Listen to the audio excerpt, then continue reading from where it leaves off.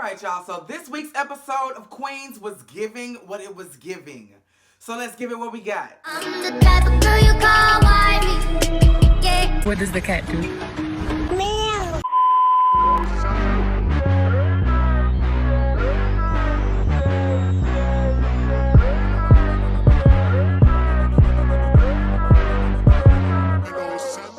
So the episode starts off with us hearing nothing but bad reviews from their show in San Diego. Child, Naomi was down in the drop, honey, and Valeria was walking across the stage and then fell in a hole. Jill forgot her lyrics. Brianna had to sing nursery rhymes to her baby, which caused an intermission that was not even in the program. It was just a bust. So they all decided, we need new music. So they go inside the studio and everybody's trying to write and decide which beat they like and everything. And Naomi is like, girl, what are y'all doing? We all know I'm the Beyonce of this group. We all know that I choose the song, I write the song, and then y'all just plug in y'all ones and y'all twos. I make the song what it is. I mean, why are we trying to make fetch happen, okay? I've got the verse, Curtis. And Brianna was like, and we all got the talent. Okay, so we're gonna do things a little bit differently this time. We all gonna pick, you know what? How about this? Let's me and you have a rap battle. If you beat my ass, we bow down to your glory. But if I beat your ass, then bitch, we all contribute this go round. Naomi was like, cool girl, cause I know what I bring to the table. So they had a cypher, they had a battle. It was like Freestyle Friday, girl. It was a little bit more cutthroat than Freestyle Friday, but it was giving what it came to give. And girl, at the end of it all, Naomi, you know, she brought it. She brought it. And I thought she was gonna take it home. But Brianna said, for this last part, I don't need music. At this moment, Naomi knew she fucked up. I knew at that moment. Oh, Brianna about to, And she did. She took it the fuck home, and Naomi was a sore loser. Naomi was like, since y'all can do it without me, then do it without me. And Naomi was gone. Now, the rest of this episode was a bit different from the first two, and I love this. They gave each girl a quarter of the episode. Each girl had a segment. So first we had Brianna. Brianna was like, girl, I'm just overwhelmed. Like, I don't know what to do. Like, everything is just weighing me down. I'm trying to write this rap, and I just cannot focus. And Jeff, the husband, was like, you know what? Take the day off. I'm here any goddamn way. I'm doing okay. I can be good for a couple hours. Go handle what you need to handle. She said, you ain't saying nothing but a word, bitch. And she went straight to the divorce lawyer. She said, what do I need to do? And the divorce lawyer was like, baby, listen. Whew. And I've worked at a law firm before, so this lady was not lying. She was like, it's a lot easier to stay together. Because all the shit you're going to have to go through in this divorce, it's really not going to even be worth it. I understand how you feel, but girl, and this is somebody who is finna take your money. I'm telling you, don't give me your money. Like, so if that wasn't enough for Miss Brianna, then she gets a phone call from the school. Your child got a necklace on that say, bitch, and you need to come get this little hoe because we about to kick her out of school. And so Brianna's like, God damn. So Brianna goes to the school, and who meets her there? Jeff. Jeff was like, relax. I was not trying to impose on your off day. I got the same call you did. And thank God he was there. Not only did he defend Brianna, but he overall defended the word bitch. And if y'all really caught that, like what Jeff did was monumental. Okay, because if y'all saw the rest of the episode, like I saw the rest of the episode, was he foreshadowing because he already knew what was coming? Oh, girl, because, you know, sometimes people know. You know, like, oh, girl. But, yeah, he had defended her. And he had defended the word bitch. And he was like, you know what, let me take you someplace. And he took us to this winery. And, girl, this is the sweetest thing. Husband, if you are watching, please do this for me. Because, and I'm going to act like I had never seen it before. He started wine on the day they got married almost 20 years ago. And he said, I was going to bring you here on our 20th anniversary. But why wait? Why? Girl, I think he knew. He was like, why wait? You know, let's enjoy this wine now. And while they trying to enjoy the wine and reminisce and just laugh and kiki and reconnect, the fucking mistress called. The student that he was fucking. Girl. And so Brianna was like, girl, see? And he was like, up to 2 days ago, I didn't even know who the fuck this bitch was. I can't, you know, but it, block the bitch. It's an iPhone, block her. I mean, because A, you're not gonna be teaching no time soon. And B, even if you were, why do you need to keep in contact with her? No other student has called you since the show started. So, bitch. And that speaks to what kind of teacher you are, because nobody cared about you enough to call you and check on you, girl. So, yeah. Then we have Jill. Jill decides that she wants to sit down with Coming Out Magazine and tell her story. So she is sitting down with a beautiful woman. She is telling her story. She is still protecting Darwin or whatever the fuck her ex-husband was. Are they still married? Are y'all still married, Jill? But yeah, she was talking about her experience. And after the interview was over, the interview lady, Alicia, was like, well, you should come out. This is completely off the record. I never do this, but girl, I think my friend group would love you. So she goes out with homegirl and she goes to a lesbian club. Now, I had been to a lesbian club before, but I was really, really young. So maybe these types of clubs exist, but I ain't never seen it like that. The clubs that I was going to, girls was, you know, they was getting on fat, honey. They was getting what they was giving. It wasn't no posh space like that, but maybe they do have them for the posh girls, you know. So Jill goes to the club. She connects with the girls. They love her. Alicia was like, girl, they love you so much. We want to invite you out for more. Jill was like, cool, I go. So she goes to the restaurant, but it's just Alicia, the girl who interviewed her. And she's like, where everybody else? She's like, oh, you know lesbians, they can. So no, bitch, I don't know lesbians. I know myself and the one girl I was fucking. So no, I don't know this to be fact. So Jill sits down or whatever. They get to looking over the menu, and Alicia is like, full disclosure, I dated the chef, so the food gonna be top notch. And Jill was like, the only reason why I would bring somebody to a place where I knew my ex was gonna be is to show them off. And Alicia was like, exactly. And get to touching on her leg. Now, you know, Jill is freshly gay. So baby, she green in these streets. Baby, as soon as she touched her kneecap, the girl got to convulsing, got to leaking, soaking wet, shaking like a salt shaker. Like, girl, like, it was a lot. Jill was like, I need to go to the bathroom, girl. Like, I need to go. But she ended up leaving because she just could not take it. She needed to change her panties, girl. Because she, you know, usually when you know you about to be around a little one, too, from what I understand, some of the ladies wear panty liners because they know my juices be flowing, girl, and I ain't trying to ruin my good panties. Jill, it wasn't the case, because Jill thinking she just finna hang out with the girls.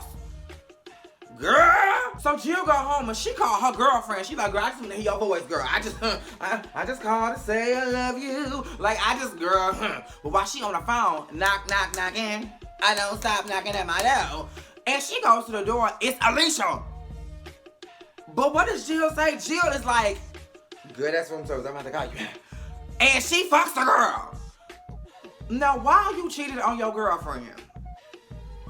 I say go up and let half because, again, you are a baby gay. You are freshly gay, girl. You are new to these streets. You need to see what's out there. Who is to say that the first girl you fuck is your soulmate, girl?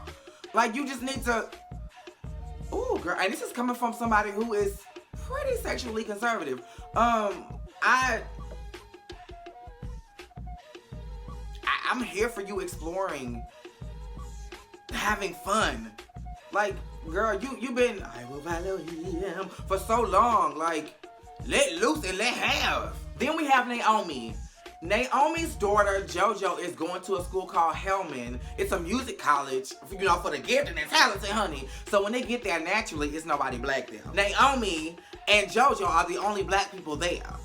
So JoJo is awkward, trying to fit in, trying to make small talk with people that she do not connect with, and some random woman gonna walk up to Naomi and it's like, excuse me, ma'am, I would love an apple martini. Naomi say, bitch, do you want to die? So off rip, the shade was there, it was present, the tension was thick. So JoJo goes to practice. She like, oh, but I can't get it. So Naomi is trying to help, but I guess the nervousness built with, bitch, I don't really know you like that.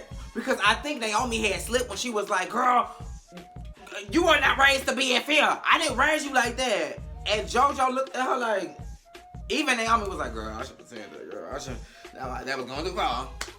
And then JoJo snapped on her. JoJo was like, bitch, I barely even know you. On top of the fact that I don't even know who my daddy is. Like, and I'm never nervous. Never. And the only thing that's different this time is the fact that you are here. So Naomi was like, girl, fuck it then. Because you know how Naomi is.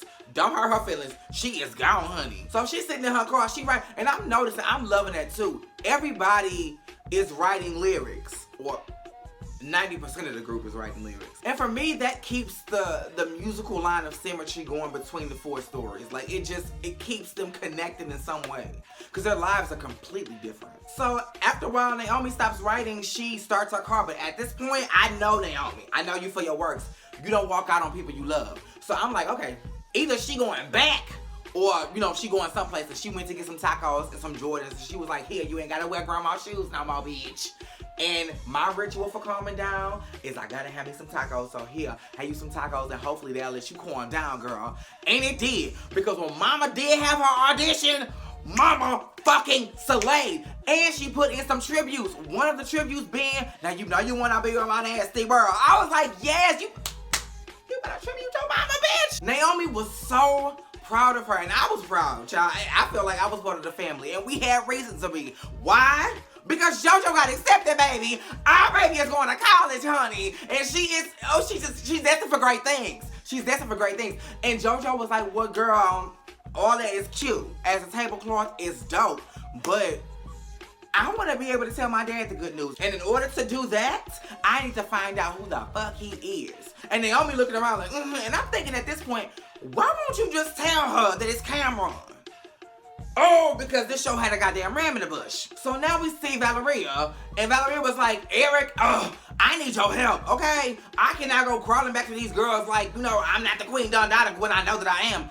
But I can't write, okay? You know, I was the brains and the bras of the group. I was not the lyricism. And, oh, girl, we all knew that, okay?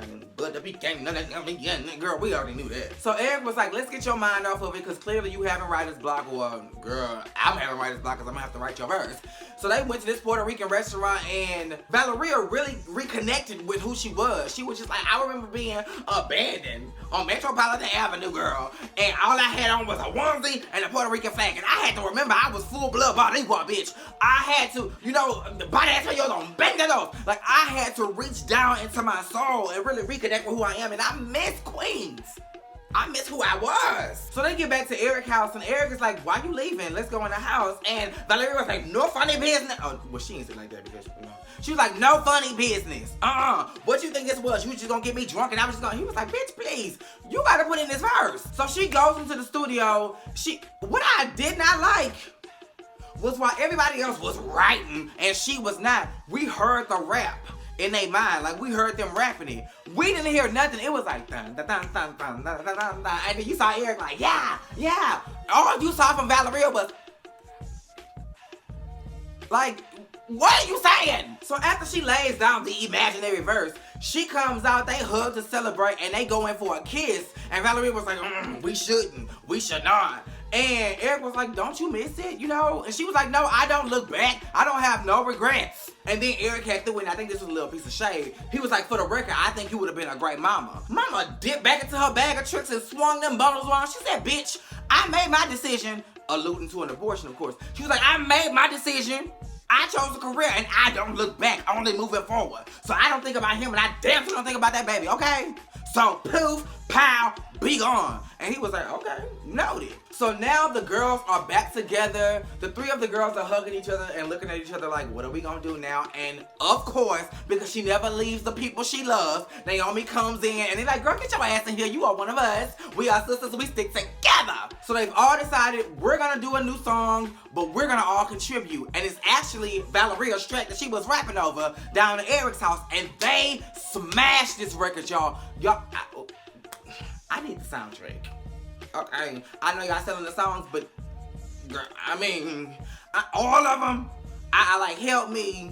That's the girl y'all could have. I'm sorry, but I like Help Me. Heart of Queens. That's by far my favorite. Wrecking Ball. All of the Brandy songs, you know I love. But yeah, this song was everything. And at the end, Naomi was like, we ain't nasty bitches no more. We're singing about what's current. We're singing about what's new. We have changed in our name shit as well. We are queens. And they're like, queen. So then we see Eric on the phone with somebody like later on that week or whatever. And he was like, yeah, we got all records. We could probably put together like a retro album or something. I'm going through the records now. So he playing one of the records and we on Naomi's verse. And she talks about a life growing inside of her. And she ain't gonna tell the man because it's gonna make his girl mad. And Valeria in the back. Eric looking like, Eric not even knowing that Valeria's in the room. He like, what? He keep rewinding her like, a life going inside of me, a life going inside of me. And Valeria was like, so wait, Naomi was pregnant with your baby? And I'm like, oh, bitch, that's why Naomi ain't said nothing because it could be Eric's baby. It probably is Eric's baby. Oh my goodness. And then the episode ends with Brianna going home because at some point in the episode, Jeff was like, bitch, are you going, because she told him, she was like, I went to a divorce lawyer. And he was like, what's it gonna be, girl? Is you in or is you out? And she was like, I don't know yet.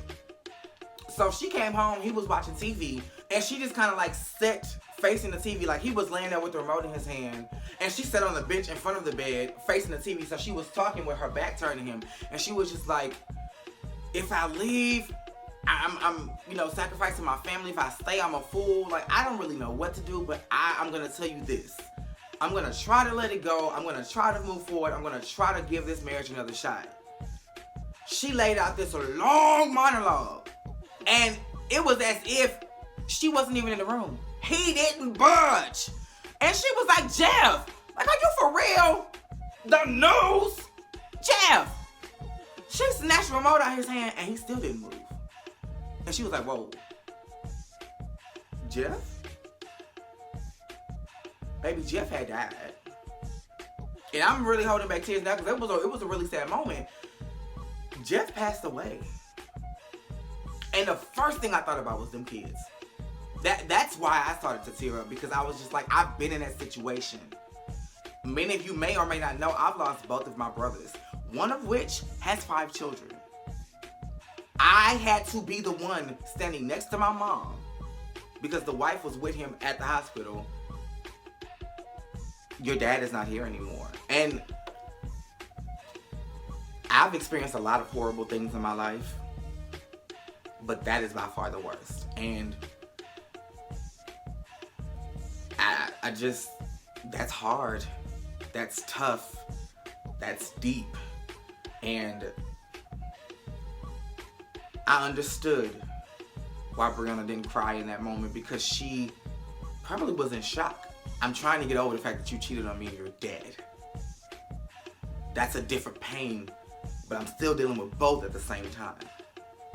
Because we didn't end on the best of terms. Thank God their last moments together were somewhat beautiful. He was defending her, and you know, the wine, and you know, all of this. That's why I was saying earlier in the review, in this video, I was just like, maybe he knew, and he was just trying to lay those, you know, slabs of foundation, like, it's always been you, I will always be here for you.